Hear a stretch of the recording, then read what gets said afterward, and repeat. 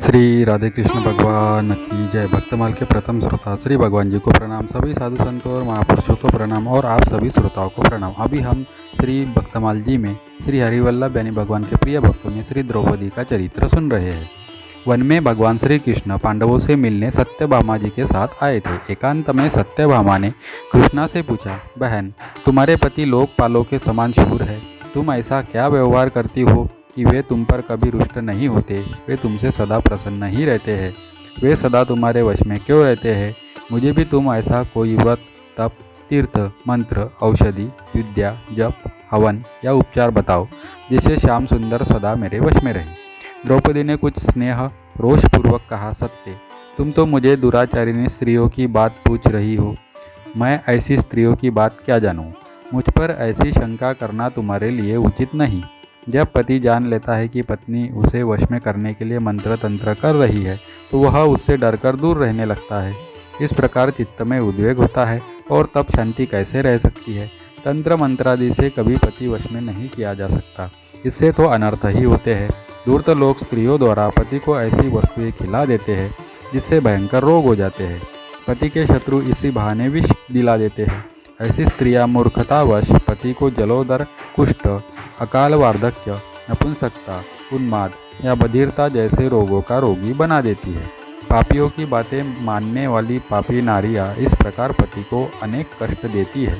साध्वी स्त्री को भूलकर भी ऐसा प्रयत्न नहीं करना चाहिए। द्रौपदी ने इसके पश्चात अपनी चर्या बताई।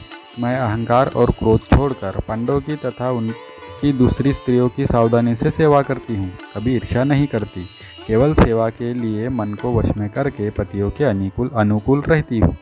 न तो अभिमान करती हूँ और न कभी कटु भाषण, असभ्यता से खड़ी नहीं होती, बुरे स्थान पर बैठती नहीं, बुरी बातों पर दृष्टि नहीं देती और पतियों का दोष न देखकर उनके संकेतों के अनुसार व्यवहार करती हूँ।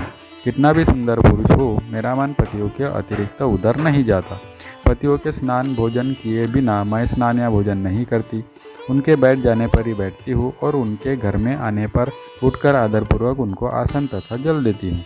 घर के बर्तनों को स्वच्छ रखती हूँ, सावधानी से रसोई बनाती हूँ, समय पर भोजन कराती हूँ, घर को स्वच्छ रखती हूँ और गुप्त रूप से अन्न का संचय रखती हूँ।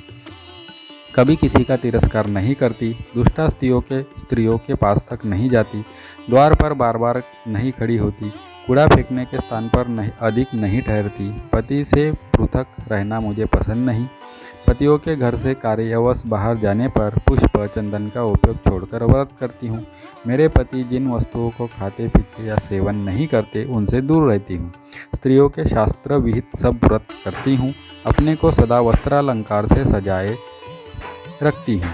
द्रौपदी ने और भी बताया, मेरी पूज्या सास ने जो भी कौटुंबिक धर्म बताए हैं सबका पालन करती हूँ। भिक्षा देना, अतिथि सत्कार, श्राद्ध तथा त्योहारों पर पकवान बनाना, माननीयों का सत्कार आदि सब धर्म सावधानी से पालन करती हूँ। पतियों से अच्छा भोजन, अच्छे वस्त्र मैं कभी ग्रहण नहीं करती। उनसे ऊंचे आसन पर नहीं बैठती, सास जी से विवाद नहीं करती, सदा अपनी वीर माता सास की भोजन वस्त्र से सेवा करती हूँ। उनकी कभी वस्त्र भूषण या जल में उपेक्षा नहीं करती। सबसे पीछे सोती हूँ, सबसे पहले छैया छोड़ देती हूँ। धर्मराज के भवन में प्रतिदिन 8 सहस्त्र ब्राह्मण स्वर्ण पात्र में भोजन करते थे। महाराज 88 सहस्त्र स्नातकों का भरण पोषण करते थे। 10 सहस्त्र दासियाँ उनकी थी।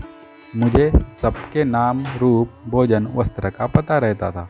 मैं दासियों के संबंध में पता रखती थी कि किसने क्या काम कर लिया है और क्या नहीं। महाराज के पास 1 लाख घोड़े और इतने ही हाथी थे।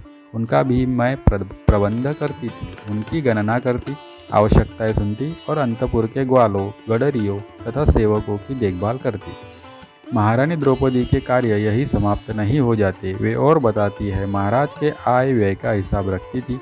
मेरे पति कुटुंब का सारा भार छोड़कर पूजा पाठ या आगतों का सत्कार करते थे। पूरे परिवार की देखभाल मैं ही करती थी। वरुण के समान महाराज के अटूट खजाने का पता भी मुझे ही रहता था।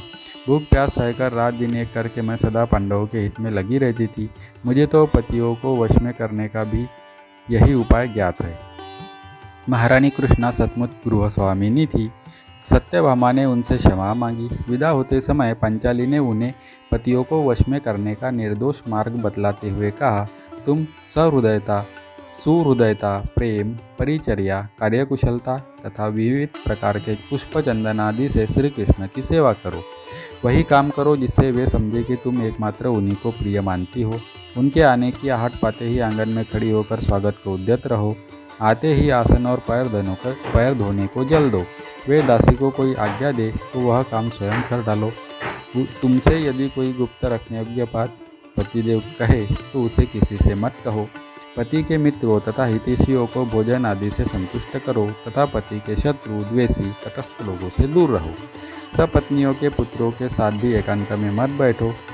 कुलीन दोष रहित सती स्त्रियों का ही संग साथ करो। क्रूर, झगड़ालू, पेटू, चोर, दुष्टा तथा चंचल स्वभाव की स्त्रियों से दूर रहो।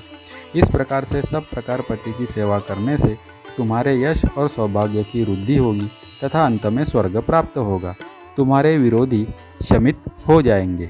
अगर वीडियो में कुछ भी कमी है तो कृपया कमेंट में बताएं। और अगर आप भी श्री भगवान और उनके प्रिय भक्तों में श्रद्धा और विश्वास रखते हैं तो मेरे वीडियो को लाइक कीजिए और चैनल को सब्सक्राइब कीजिए।